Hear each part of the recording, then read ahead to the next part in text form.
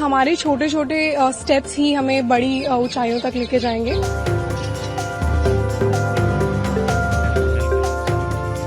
मेहनत की है, हमें टिकट मिला था, हम लड़ रहे हैं।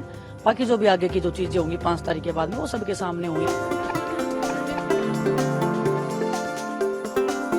लोकतंत्र के इस पर्व के अंदर बढ़ चढ़ के भाग लेना है और मतदान करना। हरियाणा में 90 सदस्यीय विधानसभा सीटों के लिए मतदान जारी है। बता दें कि 90 विधानसभा सीटों पर 1031 उम्मीदवार अपनी किस्मत आजमा रहे हैं और 2 करोड़ से ज्यादा वोटर्स इनकी किस्मत का फैसला करेंगे। चुनाव परिणाम 8 अक्टूबर को सामने आएगा। इस बीच ओलंपियन शूटर मनु भाकर मतदान करने पोलिंग बूथ पर पहुंची और लाइन में खड़ी हुई नजर आई। इस दौरान वो अपने परिवार के साथ वोट डालने पहुंची। वोट डालने के बाद मनु भाकर ने उंगली पर लगी स्याही दिखाई और कहा, जो सबसे अच्छा लगे उसे वोट देना चाहिए। आई थिंक हम सबकी रिस्पॉन्सिबिलिटी बनती है being the youth of this country कि हम सब अपना वोट डालें और जो भी आपकी समझदारी से आपको बेस्ट कैंडिडेट लगता है, बेस्ट लीडर लगता है अपने देश के लिए, आई थिंक हम सबको उसके लिए वोट करना चाहिए। बिकॉज हमारे छोटे छोटे स्टेप्स ही हमें बड़ी ऊंचाइयों तक लेके जाएंगे। और डेवलपमेंट की जहां तक बात करें तो काफी हद तक हमारे हाथ में है कि हम किसको चूज करें और फिर वो इंसान आगे जाके हमारे सपनों को पूरा करे। डेवलपमेंट एरिया में हमारी और जो ख्वाहिशें हैं कि हमारे एरिया में ये होना चाहिए, वो होना चाहिए, तो बेसिकली हमारा रिप्रेजेंटेटिव कौन होना चाहिए, तो वो हमें चूज करना चाहिए। और आज मुझे फर्स्ट टाइम मौका मिला कि मैं वोट डालूं और मैं काफी एक्साइटेड थी, बट चलो हो गया। Yes. सुना आपके फादर, जब आप छोटी बच्ची थी तो आपके फादर वोट देने आते थे तो आपको लेके आते थे, तो वो पहले भी आप ऐसा, बट आप वोट नहीं दी? नहीं, मम्मी पापा के साथ आई हूँ एक बार यहाँ पे, पर डेफिनेटली तब नहीं पता था ज्यादा कि वोट डालना क्या होता है। बस थोड़ा पता था कि कोई कैंडिडेट को चूज करना होता है ऐसे बस, बट ज्यादा नॉलेज नहीं थी।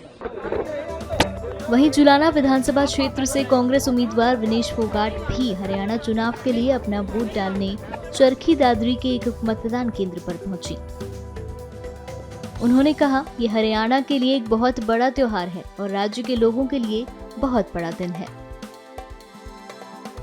देखिए, बहुत बड़ा उत्सव है, एक वोटिंग का जो दिन होता है, और आज हरियाणा, पूरा हरियाणा जोश और उल्लास और उसी एक उम्मीद, नई उम्मीद के साथ में आज पूरा हरियाणा वोट करने जा रहा है। और कार्यकर्ता होने के नाते, एक पार्टी के मैं कैंडिडेट होने के नाते सबको बधाई भी देती हूँ और सबको मैं आमंत्रित करती हूँ कि सब वोट करने जरूर जाएं, अपने घर से जरूर निकलें। क्या क्या महत्वपूर्ण मुद्दे हैं, खासतौर पर क्योंकि आप खेल जगत से आती हैं, आपको लगता है कि आप जीती हैं या कांग्रेस पार्टी सरकार बनाती है तो खेल स्तर पे एक नई उपलब्धियां हरियाणा हासिल करेगी? मैं सिर्फ देखो, 10 साल पहले जब हुड्डा साहब जब मुख्यमंत्री थे हरियाणा के, तो जो हमारा खेल था वो उसका स्तर बहुत अलग था। और आज भी सभी खिलाड़ी ये उम्मीद कर रहे हैं और हम नहीं चाहते कि हम सिर्फ खिलाड़ियों तक सीमित रहें। हरियाणा में जितने भी वर्ग हैं, हम सबको एक साथ लेके आगे बढ़ना चाहते हैं। नशे को लेकर आपकी क्या रहेगी? क्या आप चाहेंगे कि जुलाना क्षेत्र में यदि कोई नशा करता है तो वो दूर हो? जब अगर मैं फिर वही बात कर रही हूँ, मैं सिर्फ जुलाना तक सीमित नहीं रहना चाहती हूँ। हम पूरे हरियाणा वासियों के यहाँ पे बात कर रहे हैं और नशा बहुत बड़ा एक मुद्दा है, बहुत चिंता का विषय है और हम हरियाणा वाली जनरेशन को कैसे बचा के रखना है वो हमारा दायित्व है और उसको हम 5 साल तक अपना दायित्व समझ के दिन रात मेहनत करके उसको निभाएंगे। क्या हम भावी मंत्री से भी बात कर रहे हैं? क्या आपको ये उम्मीद है क्या इस बात को?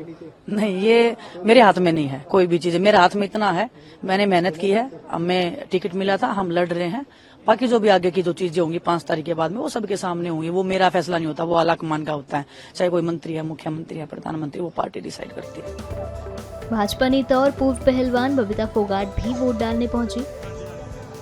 इस दौरान उन्होंने क्या कुछ कहा, सुनिए। प्रदेश की उन्नति के लिए, प्रदेश के विकास के लिए मैं सब लोगों से अपील करूंगी कि अपने प्रदेश की उन्नति और विकास के लिए लोकतंत्र के इस पर्व में बढ़ चढ़कर भाग लें और जो सबसे बड़ी जिम्मेदारी है एक नागरिक होने की, अपनी जिम्मेदारी को, जो फर्ज है उसको अदा करें और लोकतंत्र के इस पर्व के अंदर बढ़ चढ़ के भाग लेना है और मतदान करना है। विनेश जी भी चुनाव लड़ रही हैं, आपकी बहन है, जी। क्या कहना चाहेंगी? और क्योंकि आपकी नाराजगी भी कई बार देखी गई उनके प्रति। मेरी किसी से कोई नाराजगी नहीं है और कोई भी व्यक्ति किसी भी समय पे कोई भी पार्टी ज्वाइन कर सकता है और किसी भी समय पे कोई भी पार्टी ज्वाइन कर सकता है। हो सकता है उनका पार्टी ज्वाइन करने का फैसला पहले से हो। तो मैं इतना ही कहूंगी कि हर किसी का अपना फैसला है, हर किसी का अपना निर्णय है। क्या उनके पीछे किसी बड़े षड्यंत्र का हाथ था आपको? क्योंकि आप भी ये बात देखिए, कह चुकी हैं पहले। नहीं, और मैंने ये भी आपने इस बात का भी जिक्र किया कि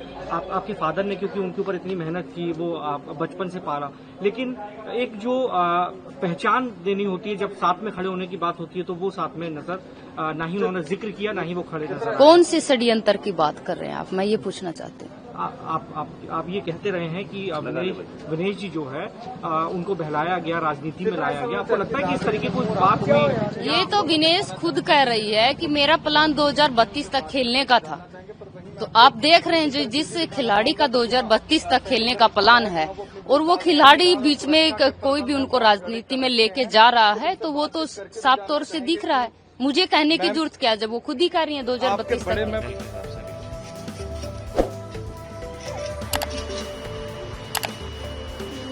आप